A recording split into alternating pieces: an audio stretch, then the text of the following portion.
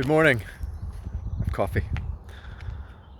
It's not a particularly glamorous car park. There's Alfie. You see Alfie? Oh, he's weeing. Sorry. Put your leg down.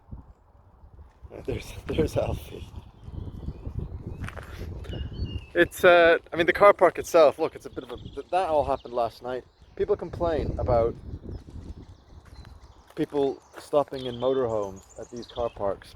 And last night I was stopped here, and there was a bunch of rowdy teenagers that came up. There was some that were here when I got here, and then there was some that came up later on, and loud music, making noise, clearly McDonald's, and God knows what else. I don't care what else they do, frankly, but yeah, they just leave the trash. I mean, there's bins. There is 2 bins within 10 yards of where they've dumped their rubbish. You know, I don't do that. I keep the place clean when I go. Anyway, this is my view. This is the important bit, right? So, I think it's called Beacon Park. It's Wigan.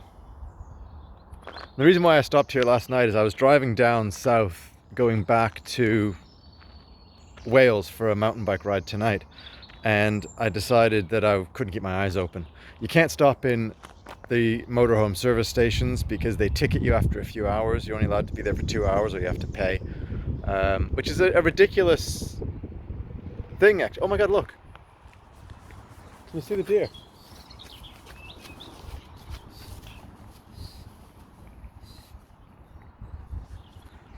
I don't know if you could see that, but it was just a deer running in a park in Wigan, as you get. Yeah, so you're not actually allowed to stay in motorhome service stations, and I've been ticketed before, and I emailed them and they let me off with it, but they now have cameras that video you going in and when you leave, and you're only allowed to be there for 2 hours, which is a ridiculous idea because you think you're driving down the motorway, you can't keep your eyes open. You should be allowed to pull into a motorway service area and have a sleep, right? I thought that's what they were for, a rest area, but I guess not in this country anyway. So yeah, I don't know. You know what? I'd even consider writing to a counsellor about that, because it does seem to be a ridiculous idea that you can't just pull in and go to sleep until you feel capable of driving. Because I was actually driving down the motorway, drifting out of the lanes. I was so tired, and that's why I found this place and I pulled off and came here. And we stayed here last night. Yeah, it was a bit noisy, but I had my radio on, so I couldn't really hear much.